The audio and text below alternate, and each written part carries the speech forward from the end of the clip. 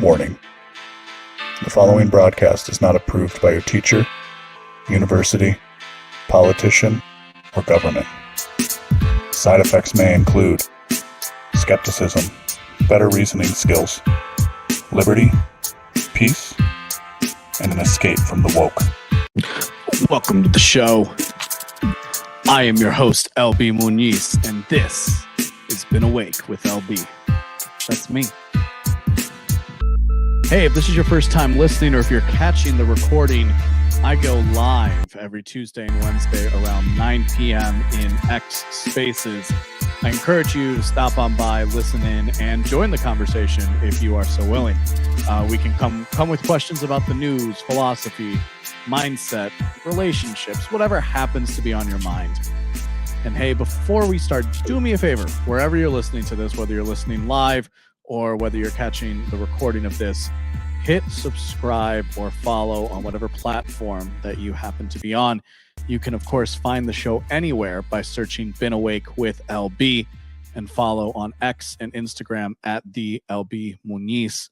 If you want to give me your email address or support the mission of Better Sense Making monetarily, you can do that at beenawake.com. Think about it this way. Buy me dinner, get a great show as a consequence. But of course, we don't do it for the money. We do it for the love of the game. Am I right? So I have a monologue prepared.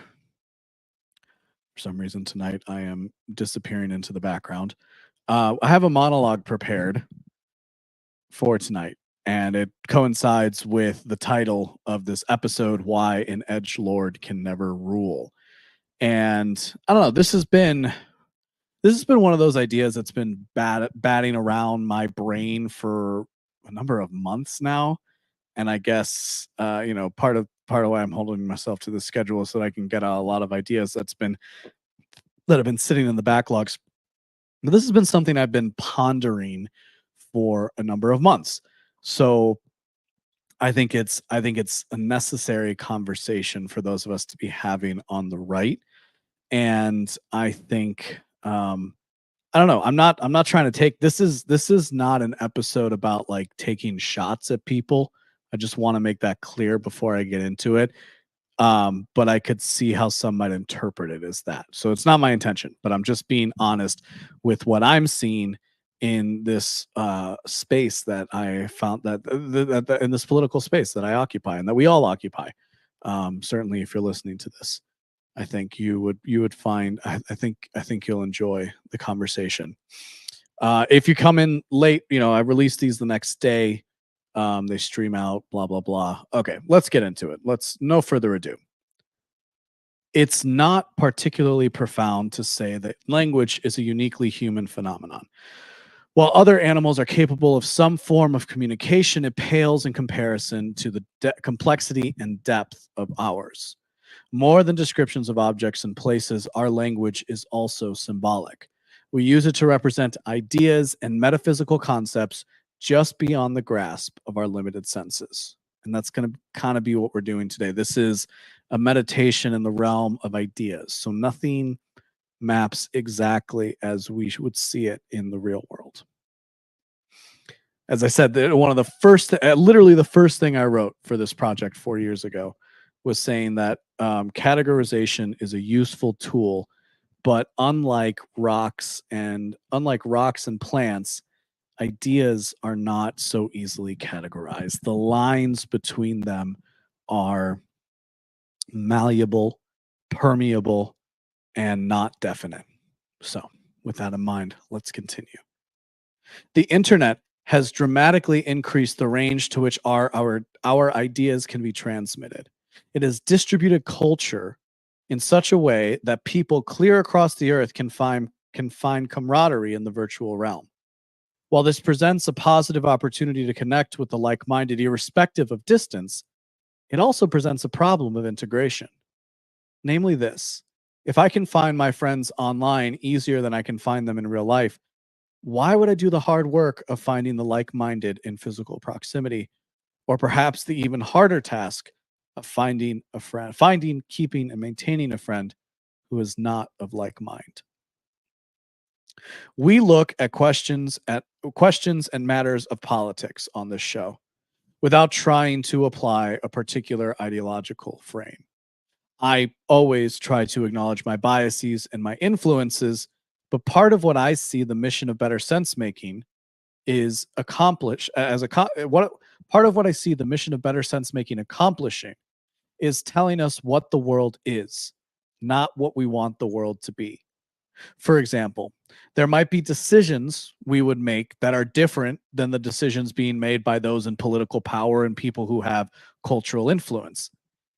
But none of this changes that they are the ones who pull the levers, not us. They are able to manipulate the center and we are pushed to the edge. This reality causes an understandable reactionary sentiment. When the center of your polity does not reflect what you believe to be true, or perhaps what is actually true, it causes distress, both proximal and existential.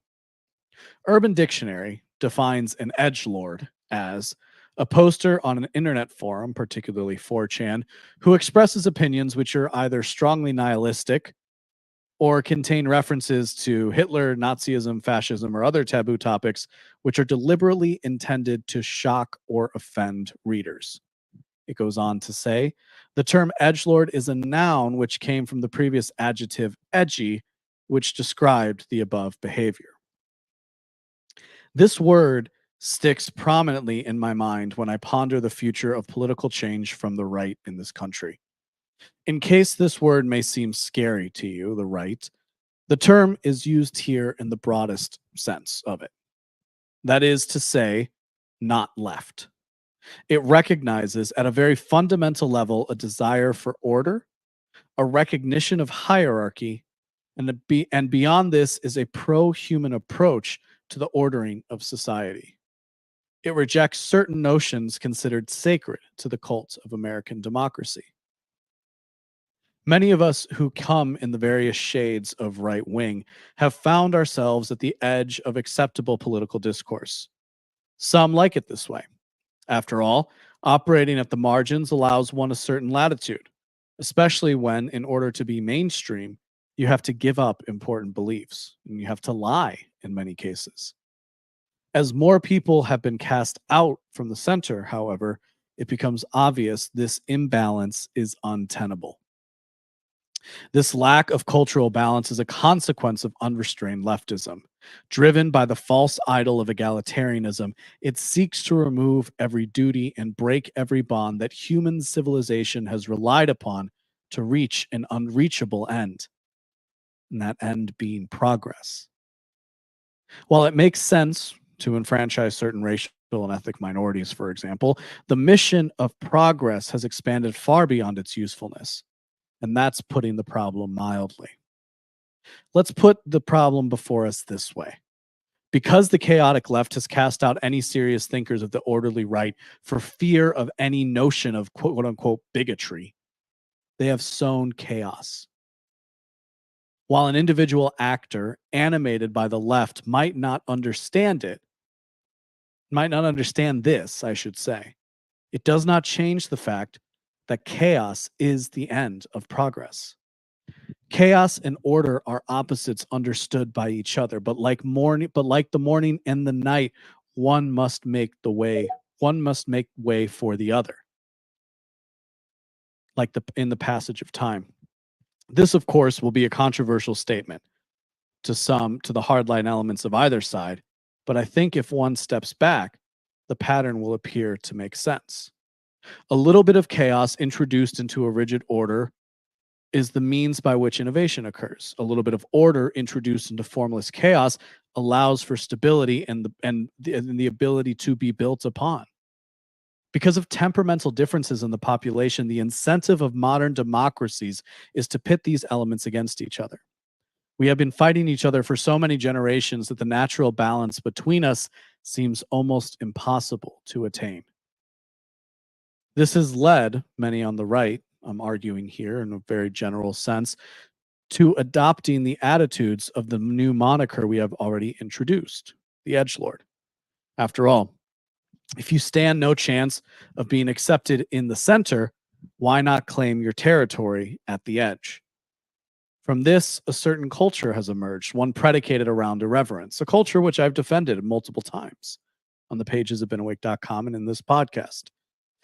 It absconds the rules set forth by an out-of-touch elite and refuses any acquiescence to the current norms, all of which is good considering the current crop of elites.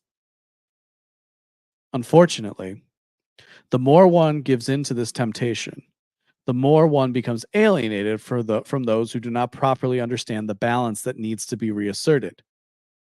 Instead of solutions, though, many are willing to remain the edgelord, looking for the joys of shocking the herd of humanity huddled at the center.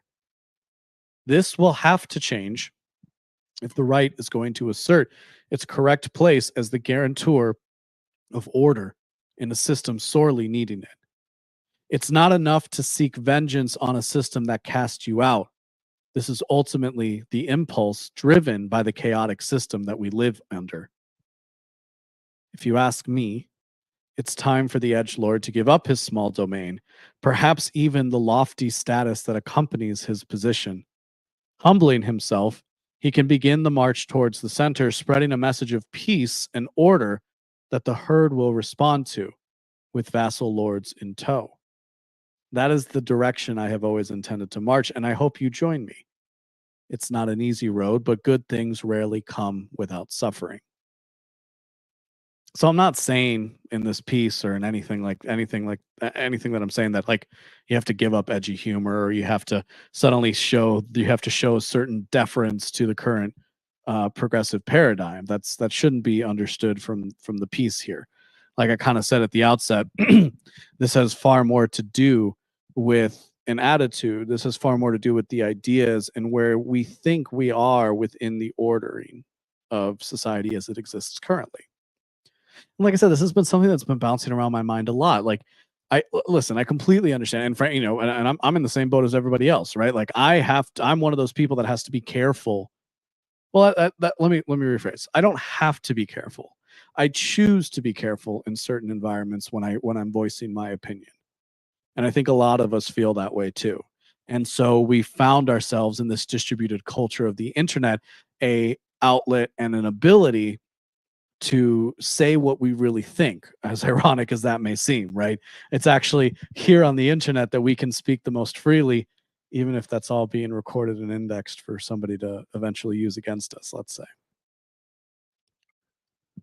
It's a choice I made. It's a choice I made 4 years ago around the time I started this project. And my reasoning was very simple. I'm not going to go to war with my family because I understand that this ideological that this battle we're fighting is a battle of ideas.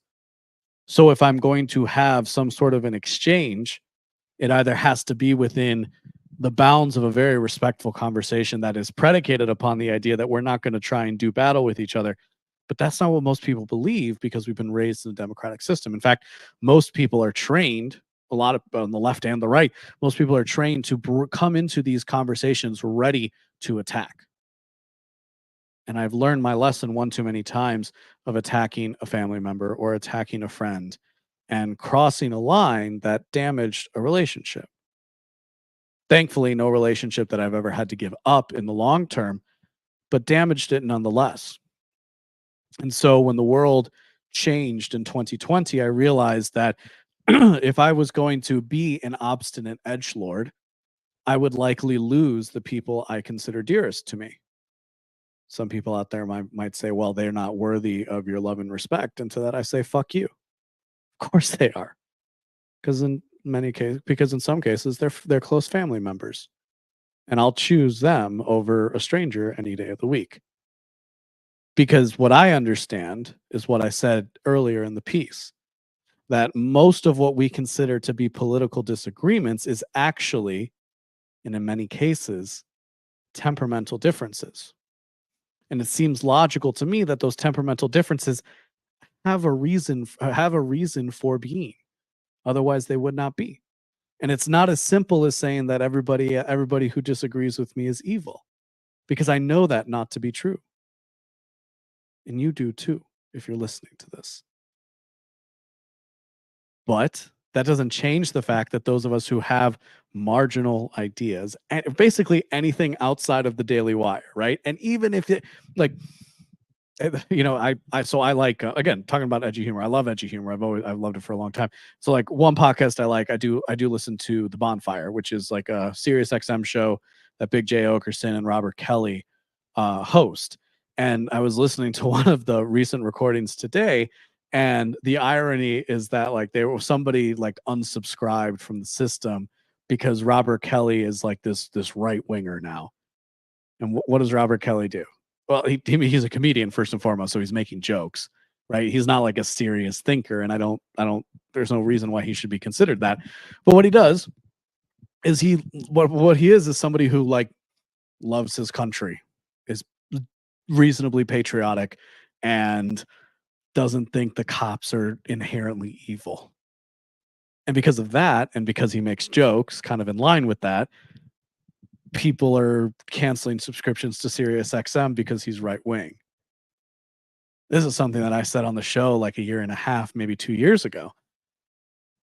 To be for anything mildly representing American patriotism is to be right wing, because those things stand in the way of progress. What we've seen what we've seen clear-handedly is that as soon as the progressives had enough power, they were completely willing to throw any liberal idea out the window. And that's part of the untenability of liberalism, broader liberal system, right? Suddenly free speech doesn't matter. Suddenly individual rights don't matter. Why? Because progress demands change. That is the chaos. That is the fundamental chaos that the left brings to society. And what they've done very well over the course of generations, right? The long march through the institutions, is they have cast out anybody who is marginally of the right.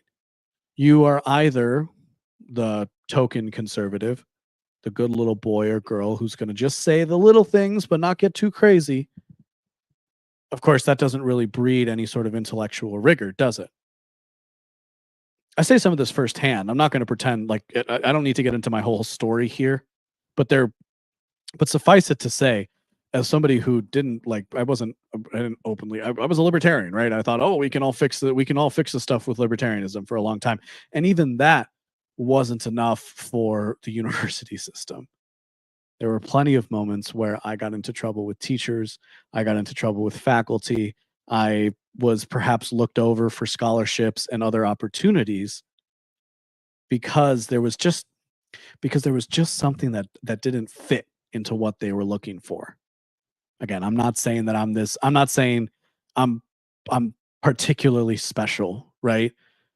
But what I am saying is that there was enough there that when push came to shove, I let myself be cast out of the university system.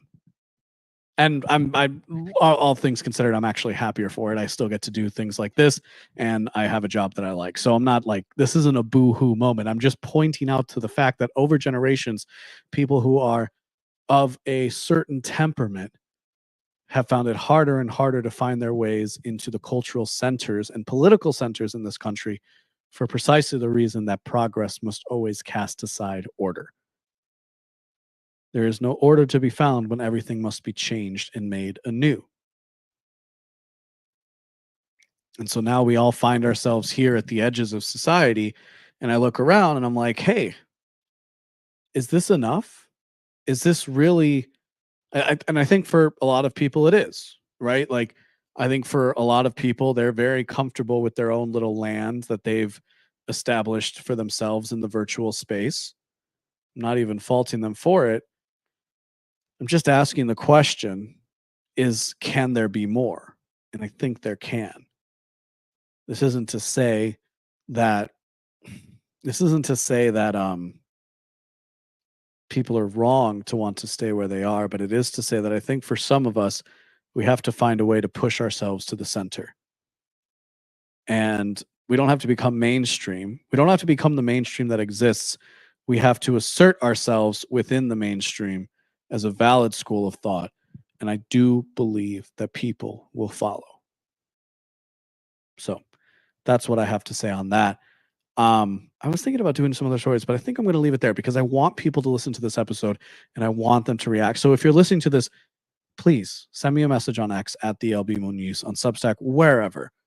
You can email me, beenawake@substack.com, beenawakeproject@gmail.com, but just shoot me a DM. My DMs are open on X and Instagram. Shoot me a message. Tell me what you think about this because I want people to contend with the ideas that I put out there and tell me where maybe I went wrong. So yeah, do me that favor. And thanks for listening. I'm really enjoying this format. I hope more people start to come into the spaces. But until then, follow me on X at the LB Muniz.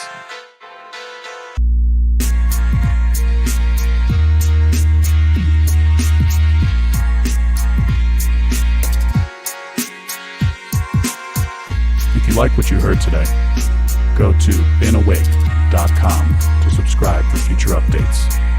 My name is LB Muniz, and I am not one with the woke.